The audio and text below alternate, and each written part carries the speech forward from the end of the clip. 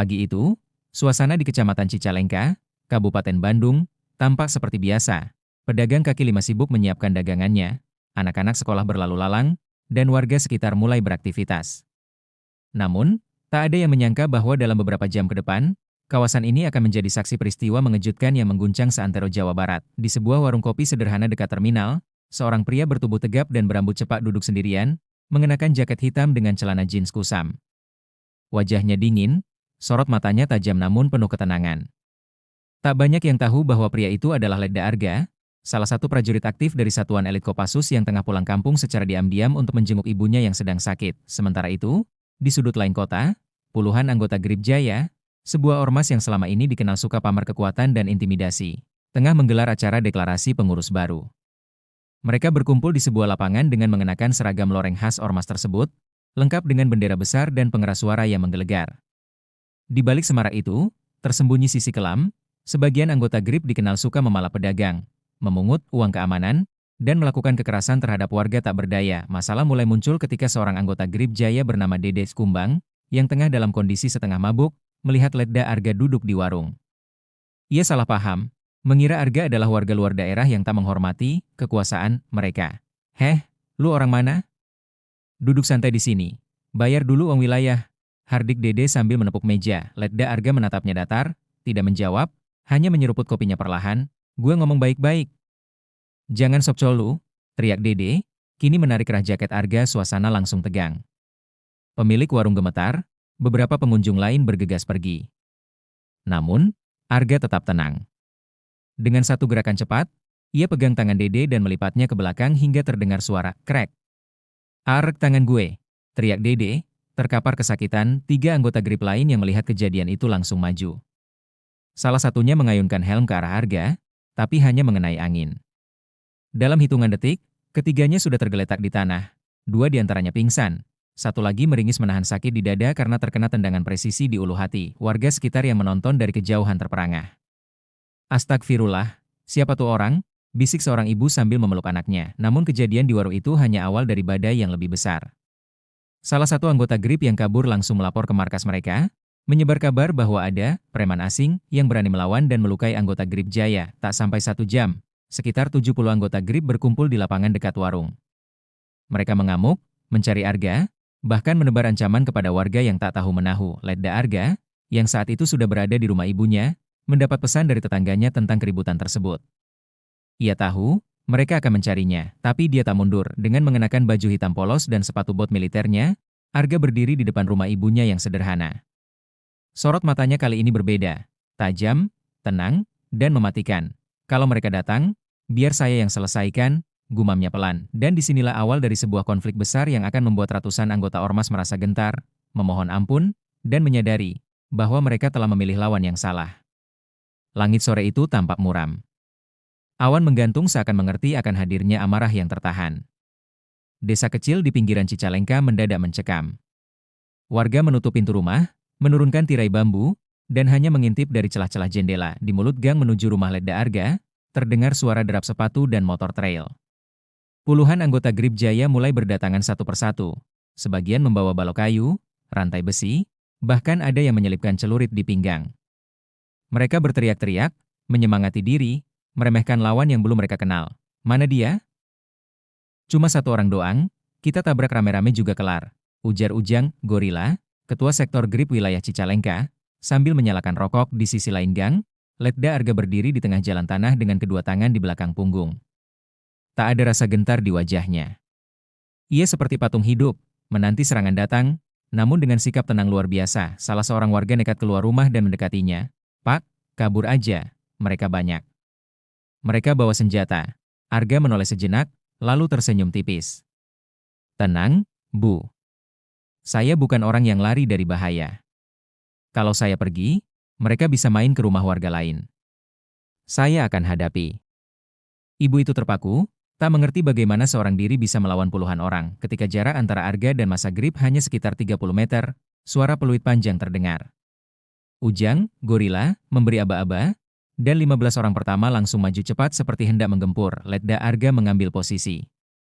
Kedua kakinya menjejak kuat tanah. Matanya menyapu lawan, menghitung arah, langkah, dan jarak. Ini bukan perkelahian biasa. Ini medan tempur Braak. Orang pertama yang menyerangnya mengayunkan kayu ke kepala. Namun Arga menunduk, memutar tubuh, dan melayangkan sikut ke leher. Satu tumbang, yang kedua mencoba memeluk dari belakang. Arga dengan gerakan insting memutar ke bawah dan menjatuhkannya dengan teknik bantingan militer. Yang ketiga mencoba menendang, namun Arga menangkap kakinya dan menghantamkannya ke tembok rumah warga 3 detik. 3 orang tumbang, sisanya mulai ragu. Suasana berubah dari yakin menjadi cemas, serang rame-rame, teriak Ujang, panik, belasan anggota Grip maju serempak. Arga seperti bayangan cepat yang sulit ditangkap. Ia bergerak lincah, memukul, menghindar, menangkis, bahkan membuat beberapa orang tersungkur hanya dengan satu pukulan tepat di titik vital, darah mulai terlihat di tanah. Jeritan terdengar, "Arg, tangan gue patah. Matikan dia. Hantam terus."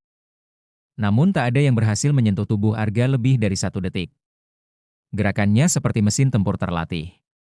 Ia adalah prajurit yang telah dilatih dalam kondisi ekstrim, menghadapi musuh nyata, dan menahan tekanan psikologis luar biasa. Apa yang dilakukan Grip hanya seperti latihan sore baginya. Tak lama, Ujang sendiri maju dengan 2 rantai baja. Ia berteriak membabi buta, menyerang ke arah kepala Arga.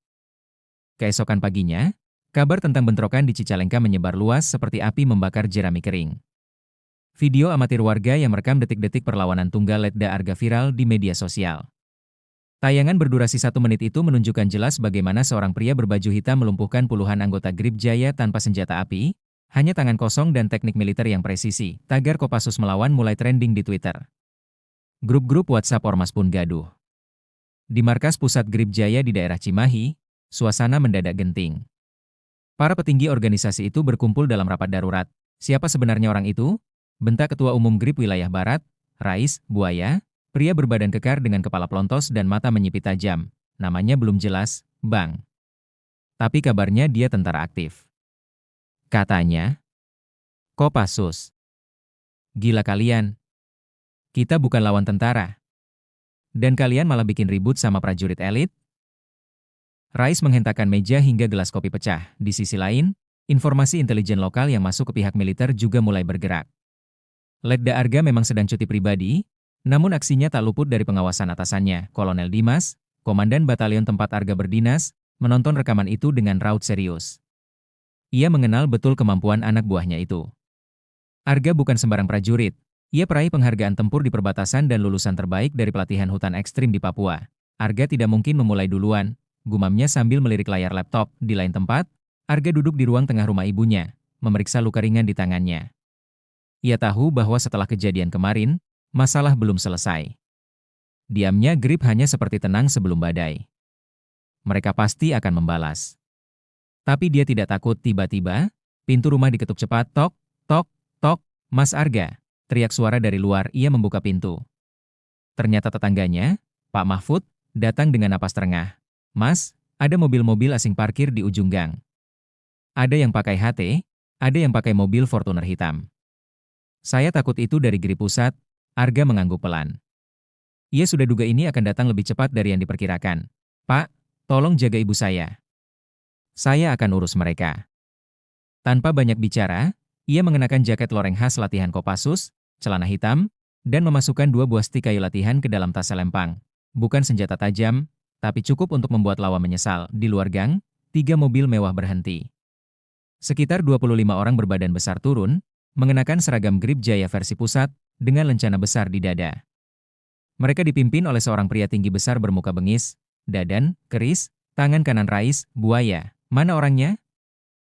Biar gue yang sikat sekarang juga, bentaknya sambil mengayunkan rantai besi ke tanah. Namun saat mereka mendekat ke gang, Arga muncul dari balik pohon pisang, melangkah pelan ke tengah jalan. Jangan bawa masalah ke sini. Saya tak akan ulangi peringatan, ucapnya datar dan tertawa keras. Lu pikir kita takut? Gue gak kayak anak-anak Cicalengka kemarin. Lu bakal gue kirim pulang ke rumah sakit. Anggota-anggota Grip mulai menyebar membentuk formasi mengepung. Namun tepat sebelum mereka bergerak, dari belakang terdengar suara tegas, berhenti semua. Semua menoleh, seorang pria berseragam dinas tentara muncul dari arah jalan utama. Ia adalah Mayor Rama, perwira dari Koram setempat. Di belakangnya, 2 mobil TNI berhenti, lengkap dengan personel bersenjata. Letda Arga adalah prajurit aktif di bawah komando saya. Kalian semua yang datang ke sini dengan niat memperkeruh suasana, sudah saya catat. Dadan, keris, mendekat dengan suara keras, ini urusan sipil, Pak. Dia nyerang ormas kami. Mayor Rama melotot, urusan sipil? Atau kalian ormas preman yang seenaknya memukul warga, memalak, dan sekarang ngancam prajurit aktif di wilayah saya? Suasana hening, ratusan mata warga yang mengintip mulai berani keluar rumah. Mereka berdiri di tepi jalan, menonton konflik yang kian terbuka. Beberapa dari mereka bertepuk tangan pelan saat melihat TNI turun tangan. Dadan hanya menggertakkan gigi, menahan malu dan marah. Kalau kalian tak bubar sekarang juga, saya akan anggap kalian mengancam stabilitas wilayah dan saya tak segan perintahkan penindakan langsung. Tangkap kalau perlu, tegas Mayor Rama pelan-pelan, pasukan Grip Jaya mulai mundur. Mereka tak menyangka bahwa kehadiran mereka akan dibalas dengan kedatangan aparat resmi. Dadan menatap tajam ke arah Arga sebelum naik ke mobilnya. Ini belum selesai, ancamnya, tapi Letda Arga hanya menatap kosong, tak gentar dan untuk pertama kalinya, warga desa bersorak kecil. Mereka tahu, ada kekuatan yang membela mereka. Bahwa tak selamanya ormas preman bisa bertindak semena-mena. Bahwa keadilan masih punya tempat di tanah mereka. 2 hari setelah kericuhan di Cicalengka, Grip Jaya Pusat merapatkan barisan. Kekalahan memalukan anak-anak wilayah mereka telah membuat wajah organisasi ternoda. Apalagi video kekalahan itu beredar luas, anggota mereka terlihat menangis, memohon ampun, bahkan ada yang kabur ke sawah. Itu pukulan telak bagi citra mereka. Di sebuah gudang tua di daerah Padalarang, puluhan anggota Grip dari berbagai wilayah dikumpulkan secara rahasia. Di dalamnya, suasana panas. Ujang, gorila, yang sudah siuman hadir dengan lengan digips. Dadan, keris, memimpin rapat dengan wajah kelam. Kita gak bisa biarkan ini jadi lelucon nasional. Dia harus dihajar. Kalau perlu, kita habisin sekalian, katanya sambil mengepalkan tangan. Lu mau serang tentara? Tanya salah satu anggota ragu. Dadan menatapnya tajam. Gue gak peduli dia siapa. Malu kita dibantai satu orang. Ratusan mata sekarang ngelihat kita kayak badut. Mereka sepakat, Arga harus diserang secara diam-diam. Mereka menyusun rencana untuk menyergapnya malam hari, saat dia sendirian dan tanpa perlindungan.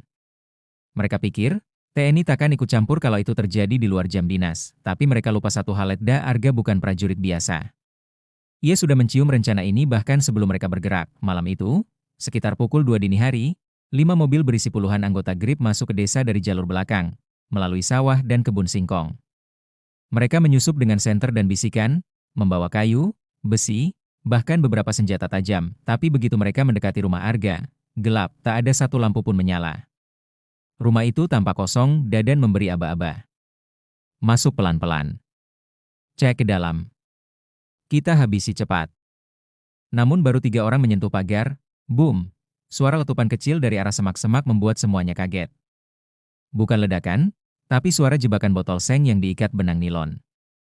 Disusul sorotan lampu senter besar ke wajah mereka dari arah atas, diam semua. Angkat tangan. Ternyata, belasan anggota TNI sudah mengurung lokasi itu dari segala sisi. Mereka datang tanpa suara, dengan teknik pengintaian malam hari. Mayor Rama sendiri muncul dari balik truk militer sambil berteriak, "Kalian pikir tentara diam aja? Kalian ingin menyerang prajurit aktif di tengah malam seperti penjahat?" Panik. Gemetar. Beberapa langsung tiarap, yang lain mencoba lari, tapi semua sudah dikepung. Sementara itu, Letda Arga berdiri di atap rumah tetangga, menatap mereka dengan ekspresi tenang. Dari awal saya sudah tahu kalian akan kembali, katanya pelan. Tak lama, mobil patroli polisi juga datang. Puluhan anggota Grip digiring ke dalam truk. Beberapa menangis, ada yang meratap minta maaf, dan malam itu, satu persatu wajah Grip Jaya terekam masuk ke data aparat. Pagi hari setelah penggerbekan, suasana Cicalengka berubah drastis. Tidak ada lagi atribut Grip Jaya di jalanan, tidak ada konvo motor dengan knalpot bising, dan tak ada lagi pemalakan pedagang pasar dengan dalih uang keamanan. Warga desa mulai berani bersuara.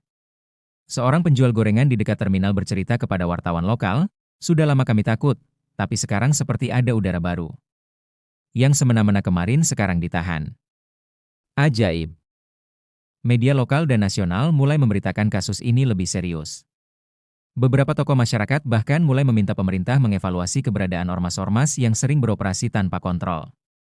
Wartawan mendatangi rumah Letda Arga, Namun ia tetap menolak diwawancarai. Saya hanya membela diri dan warga. Tidak lebih, katanya singkat. Di sisi lain, markas pusat Grip Jaya di Cimahi geger. Dari hampir 100 anggota yang diturunkan untuk balas dendam, lebih dari 60 orang kini ditahan. Beberapa di antaranya terjerat pasal percobaan penyerangan terhadap aparat negara.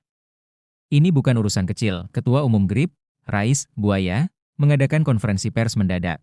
Kami minta maaf atas insiden yang terjadi. Tindakan anggota kami tidak mewakili visi ormas kami, ucapnya dengan wajah tertekan. Namun permintaan maaf itu tidak cukup. Dari internal Grip sendiri, mulai terjadi perpecahan. Beberapa pengurus daerah mundur karena malu. Di media sosial, banyak anggota yang menyembunyikan atribut mereka, takut dihubungkan dengan kegagalan besar yang kini menjadi bahan olok-olok nasional. Letda Arga, sementara itu, kembali mendampingi ibunya yang kondisinya mulai membaik.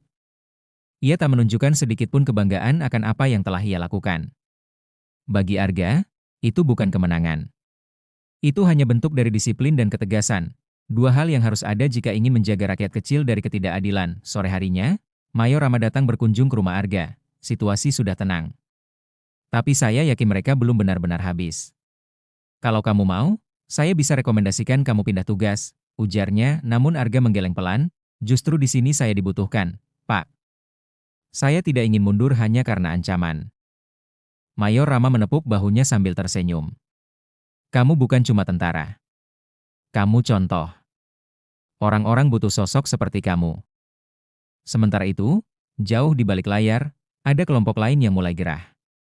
Orang-orang berseragam preman lain dari luar Jawa Barat yang mulai merasa, jika seorang Kopassus bisa menghancurkan struktur satu ormas dalam hitungan hari, maka giliran mereka bisa datang kapan saja. Mereka pun mulai menyusun agenda rahasia. Hampir seminggu setelah insiden di Cicalengka, suasana kembali stabil. Warga mulai menjalani hidup seperti biasa. Anak-anak kembali bermain di lapangan, pasar ramai lagi, dan atribut Grip Jaya benar-benar lenyap dari pandangan. Namun di balik ketenangan itu, bayangan gelap mulai bergerak dari luar kota. Di sebuah kafe tertutup di daerah Karawang, beberapa pria berbadan kekar berkumpul. Mereka bukan dari Grip, tapi berasal dari ormas tandingan yang lebih ekstrim. Satria Langit, kelompok semi-militer yang tak banyak dikenal publik, namun punya jaringan kuat di berbagai kota. Mereka biasa disewa untuk merapikan masalah, bahkan oleh politikus dan pengusaha hitam. Jadi cuma satu orang yang bikin ormas Grip gemetar? Tanya pria berjanggut yang dipanggil Kang Jalu, pimpinan Satria Langit wilayah Barat. Iya, Letda Arga. Kopassus. Tapi dia kerja sendiri. Kalau kita turun, jangan kasih dia kesempatan kedua, sahut salah satu anak buahnya. Mereka mulai menyusun rencana diam-diam. Bukan menyerang langsung Arga, tapi membuat tekanan mental lewat intimidasi kepada orang-orang di sekitarnya. Target utama mereka adalah Ibu Arga dan beberapa tokoh masyarakat yang mendukungnya. Sementara itu, Arga mulai merasa sesuatu tidak beres.